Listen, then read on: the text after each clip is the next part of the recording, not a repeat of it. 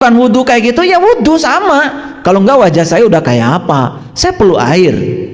Tetapi itu wudhu tingkatannya tingkatan permulaan. Karena wudhu bahasa Arabnya adalah wudhu wal doa wau doain. Wudhu itu artinya adalah berpisah.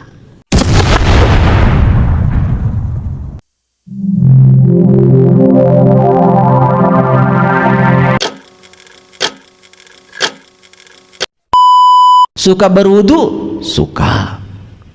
Tanya kebanyakan orang coba, apa sih wudu itu? Jawabannya sama, seragam.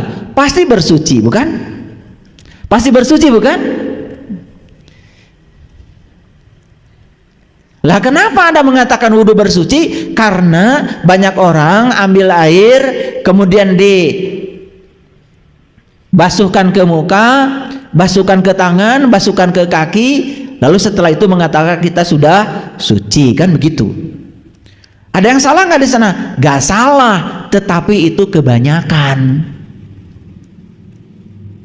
Kalau orang yang sadar, dia akan tanya, apa betul setelah dibegitukan tadi itu badan saya suci? Air kencing masih di dalam,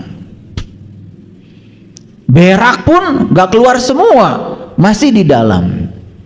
Lucunya lagi, celana kolor kita ketetesan air kencing satu tetes, dibuka, taruh di dalam masjid.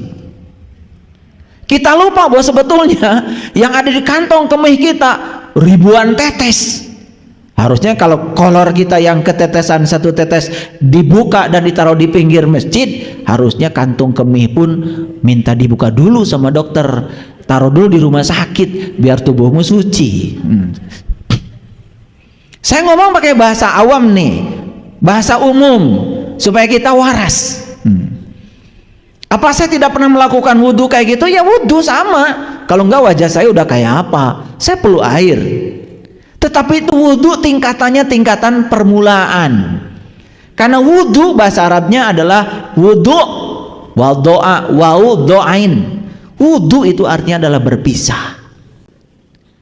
Jadi setelah saya pelajari secara etimologi wudhu artinya berpisah, saya mulai bertanya pada diri saya, apa saya sudah berpisah dengan kotoran saya?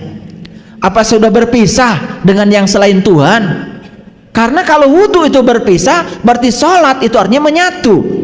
Bagaimana kita bisa menyatu dengan Tuhan kalau kita masih menyatu dengan yang selain Tuhan? Makanya Nabi Ibrahim mengatakan, wa ma ana minal musyrikin. Bebaskan dulu kamu dari yang selain Tuhan, baru kamu akan menyatu pada Tuhan. Wudhu yang kayak gitu belum pernah kita cari. Kita lebih puas wudhu yang kayak gitu, bahkan tata caranya pun ngikutin kebanyakan orang, bukan? Betul nggak? Seperti itu tata cara yang diajarkan oleh Rasulullah.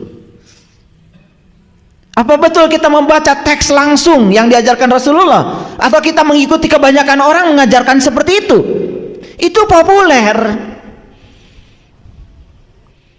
Saya menawarkan, mau nggak saya ajarkan wudhu yang betul-betul memisahkan dirimu dengan selain Tuhan, dan kamu bisa manunggal bersama Tuhan. Jarang yang mau. Makanya kalau wudhu cuma sekedar begitu, apa kita akan sukses sholat? Enggak. Ketika kamu sholat tetap aja pikiranmu mikirin urusan kamu sendiri, mikirin cicilan, gunting hilang. Dan lucunya habis sholat kita mengatakan sudah menyembah Tuhan, untung aja Tuhan diam. Coba kalau Tuhan itu rewel, ketika bilang tadi kamu sholat, iya, menyembah siapa? Menyembah Tuhan. Kata Tuhan, dari mulai Allahu Akbar sampai Assalamualaikum yang kamu sembah ya pikiranmu sendiri. Kamu sibuk saja dengan pikiranmu sendiri. Aku tidak merasa disembah oleh kamu sedetik pun. Aqimah sholat tadi, zikri tidak tercapai. Bagaimana bisa mengingat Tuhan kalau kita nggak tahu yang diingat? Bukannya Nabi Muhammad juga untuk bisa sholat mi'raj dulu, jumpa dulu dong dengan yang mau disolatin, baru sholat, nyembahnya jadi lurus. Maka di Quran dikatakan fa'aqim wajhaka lidini hanifa, luruskan wajahmu kepada yang kamu sembah. Betul begitu?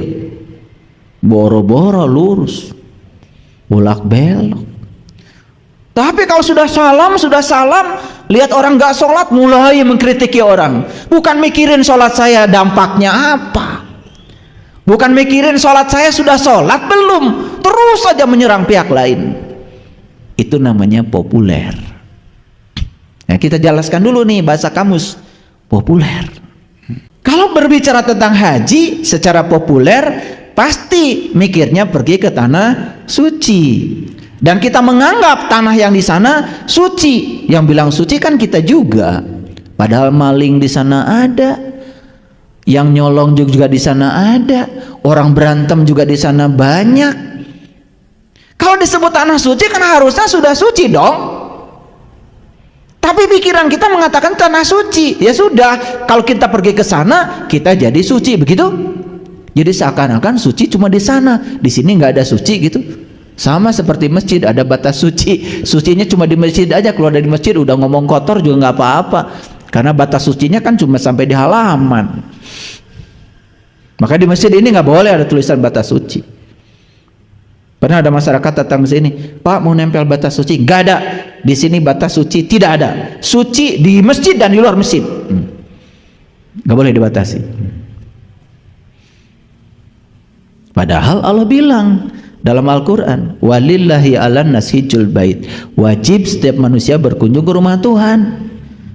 Nah, Tuhan bilang juga dalam hadis qudsi, langit dan bumi tidak akan cukup menampung zatku, tapi qalbunya orang yang beriman, itulah rumahku. Jadi yang namanya Baitullah versinya Quran, versinya Allah, itu qalbu. Nah, ketika diajak untuk berkelana ke dalam kolbu, banyak yang nggak mau walaupun gratis. Tapi ke sana nunggu 12 tahun, bayarannya mahal juga rela menanti. Saya tidak menyalahkan sana, bagus. Itu diajarkan pada leluhur kita. Tapi ke sana cuma melihat simbol-simbol, tidak mengerti kenapa tawaf 7 putaran, kenapa mulainya dari Hajar Aswad, kenapa lewat Multajam, kenapa lewat pintu Ka'bah, kenapa lewat Makom Ibrahim, kenapa lewat Hijr Ismail, kenapa lewat Rukun Yamani, kenapa geometrinya lingkaran padahal Ka'bahnya juga kotak. Gak ngerti, ya sudah jadi robot kita. Nah, kalau ngikutin kebanyakan orang namanya populer gitu. Saya ingin beda. Saya tetap pergi ke sana, tapi saya ingin mengerti maksudnya apa. Nah, itu udah mulai itu. Mulai mengasingkan diri dari populer karena ingin dapat yang lebih baik, ingin dapat yang lebih itu. Ngerti maksud saya? Saya tidak menyalahkan itu bagus. Wudhu yang biasa bagus. Kalau kalian nggak kena air juga wajahnya serem. Tapi apa cukup sampai di situ mau populer terus? Itu maksud saya. Nah, makanya saya mau kasih tahu, jangan terus populer. Banyak sebetulnya yang lain. Nabi Muhammad mengatakan as-sholatu mi'rajul mu'minin. Dalam gerakan sholat yang syar'i itu ada tata cara mi'raj sebetulnya. Tapi pernah nggak bertanya, di gerakan yang mana tata cara mi'raj ya?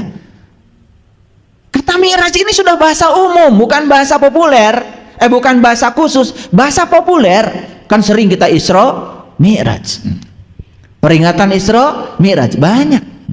Bahkan di Quran ada surat Al-Ma'arij, itu nggak disembunyikan.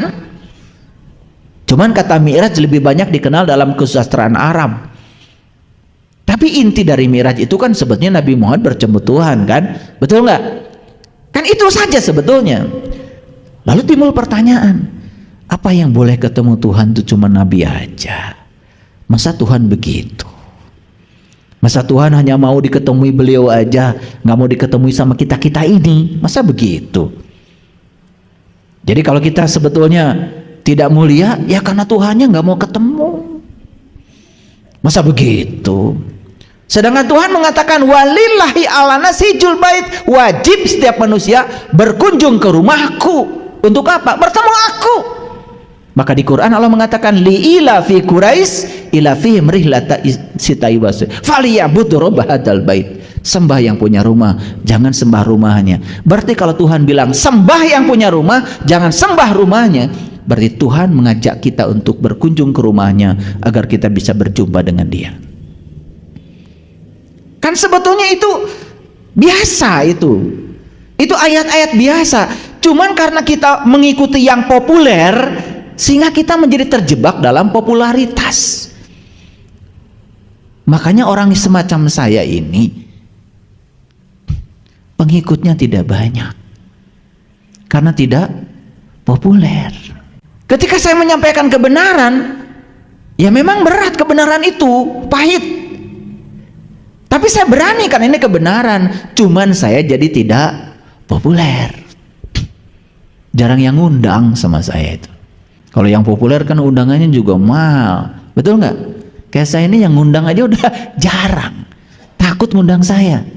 Makanya saya jadi tidak populer. Ya silahkan saja, mau populer atau mau benar gitu aja. Ini masih populernya dulu, kita bahas dulu supaya ngerti ya. Nah, dikenal dan disukai banyak orang. Orang mudik, orang macet, orang saling pelotot di jalan, melotot. Populer jadinya.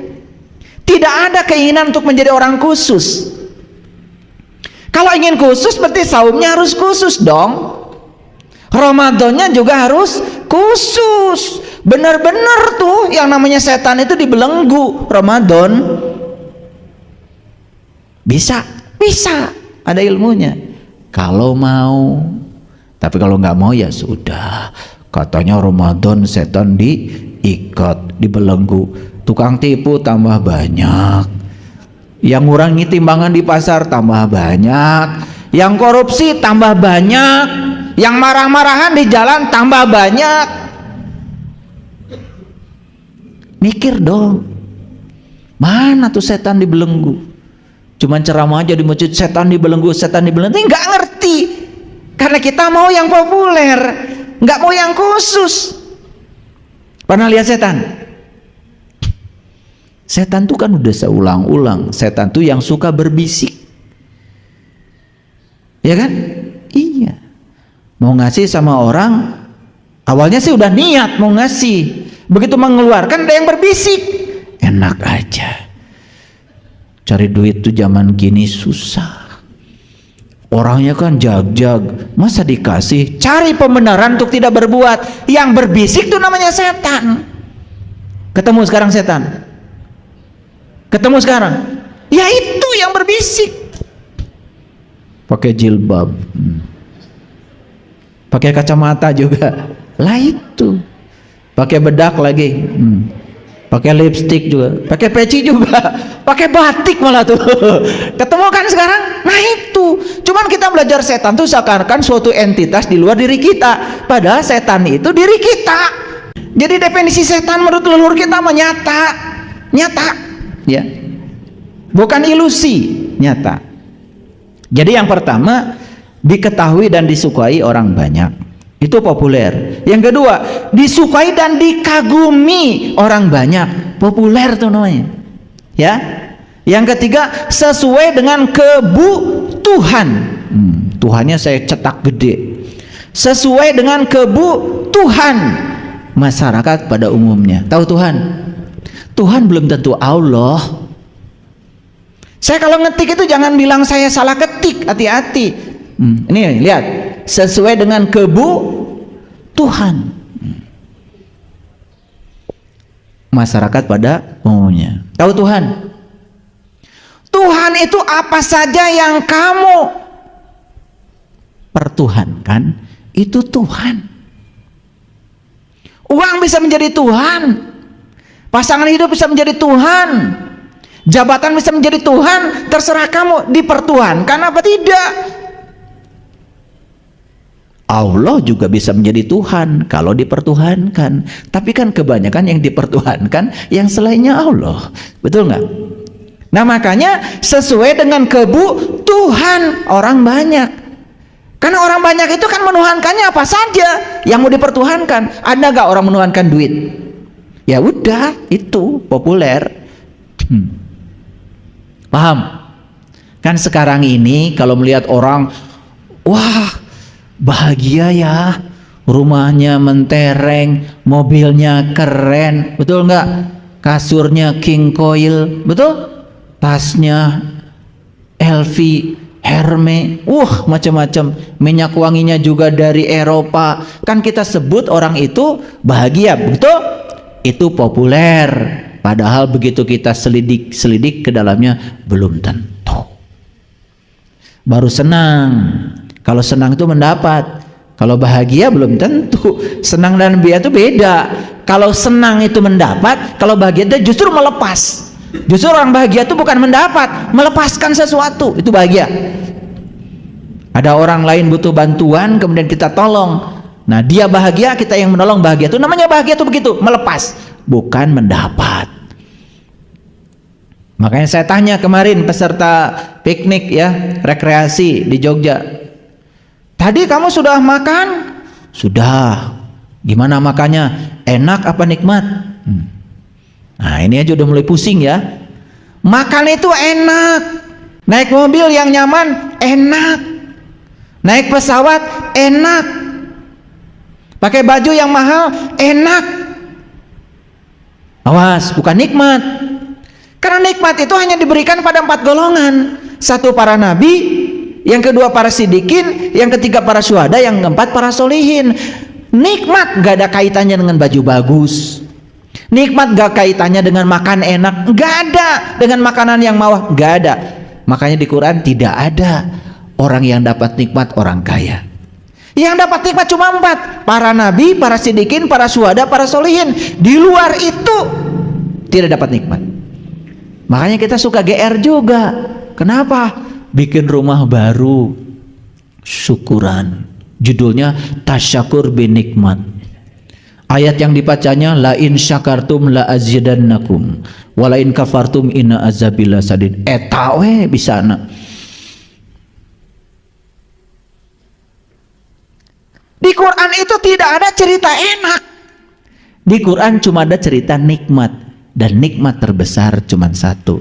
Saat kita sudah kenal siapa jati diri kita, siapa Tuhan kita, menyatu dengan Tuhan, baru namanya nikmat. Yang dapat nikmat cuma 4: para nabi, para sidikin, para syuhada, para solihin. Konglomerat gak masuk. Yang rumah mewah gak ada di 4 golongan itu. Gak ada. Yang punya rumah baru gak ada.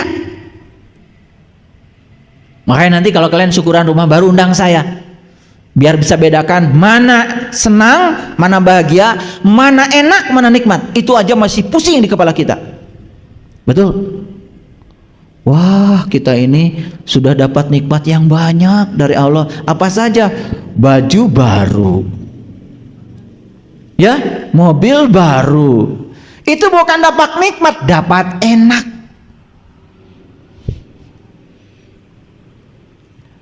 Udah, biar pusing.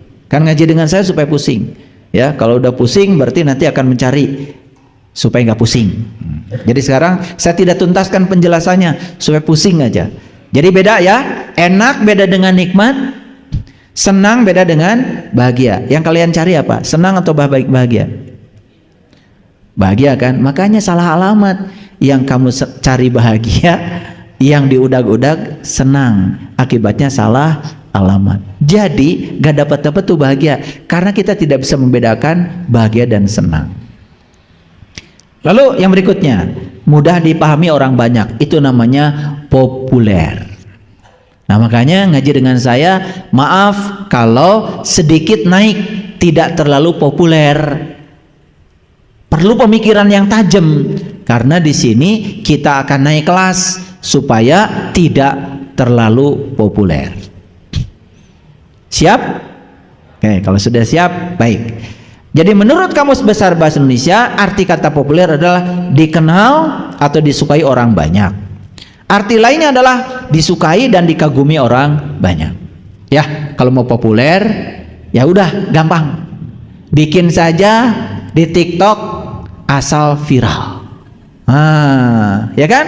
Iya. Jadi kalau orang nyuci piring itu sambil berdiri, coba nyuci piring sambil nungging di tempat cuci piring, video kan populer.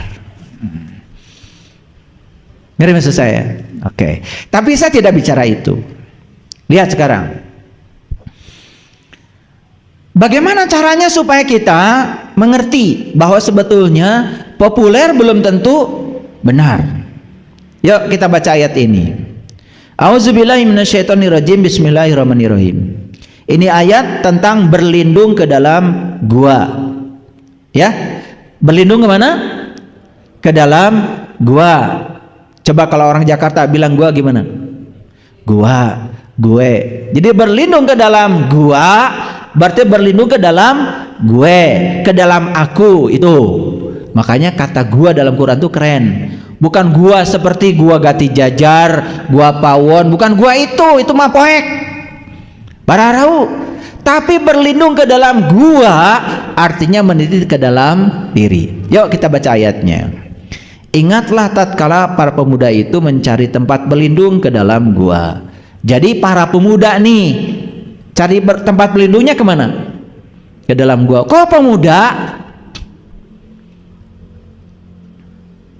Di Quran itu hati-hati. Kalau ada kata laki-laki, itu pasti urusan rohani. Kalau di Quran ada kata-kata wanita, pasti urusan jasmani. Kalau di Quran ada kata-kata langit, itu pasti rohani. Kalau di Quran kata-kata bumi, itu pasti jasmani. Silahkan. Saya sudah ribuan kali baca Quran dan saya klasifikasi. Ternyata begitu. Hebat itu Quran itu. Makanya pemuda, laki-laki atau perempuan? Laki. Berarti para pemuda ini bukan orang sembarangan sebetulnya. Siapa saja manusia yang mau meningkatkan kualitas ruhaninya, maka syarat pertama harus berlindung ke dalam gua. Oke, sampai sini ngerti? Nih gua. Jadi tidak ada tempat berlindung di luar diri kecuali di dalam diri. Gua. Contoh. Sakit hati buatan siapa sih? Kan sakit hati bukan buatan orang, buatan kita. Karena kita ingin orang seperti yang kita mau. Ketika orang melakukan tidak seperti yang kita mau, sakit hati. Jadi sakit hati itu jelas buatan kita. Balikan ke dalam diri. Berlindung ke dalam gua. Gimana caranya? Mulai sekarang saya akan terima orang lain apa adanya. Saya tidak mau mendikte lagi orang lain sebagaimana pikiran saya. Karena kalau orang lain tidak seperti yang saya mau, saya jadi sakit hati. Jadi sakit hati bukan nasihatin orang. Kamu jangan begitu ya. Nggak usah, itu bukan urusan kita. Orang bisa melakukan apa saja sesuai dengan maunya dia. Tetapi kita nasihati diri kita. Mulai sekarang saya tidak mau lagi menginginkan orang lain seperti yang saya mau. Saya bebaskan pikiran saya dari keinginan pada orang. Apapun yang orang lakukan pada saya akan terima. Bebaskan keinginan. Bakal sakit hati nggak? Tidak. Itu namanya berlindung ke dalam gue. Semua kalau dikembalikan ke gua, selesai. Semua menjadi ribut karena semua digunakan untuk menyerang orang. Karena kita ingin orang lain seperti yang kita mau. Contohlah, cekcok urusan rumah tangga kan sederhana. Karena masing-masing pasangan ingin pasangannya seperti yang dia mau. Itu aja sebetulnya. Betul nggak? Silakan buktikan sendiri. Kan kalau urusan gini kan kalian udah pakarnya. Buktikan sendiri. Saya cuma ngasih rambu-rambu aja. Cekcok dalam urusan rumah tangga karena kita menginginkan pasangan kita seperti yang kita mau. Coba. Makanya diam itu emas. Makanya laki-laki dimintai emas pada diam. Ya kan? Karena diam itu emas.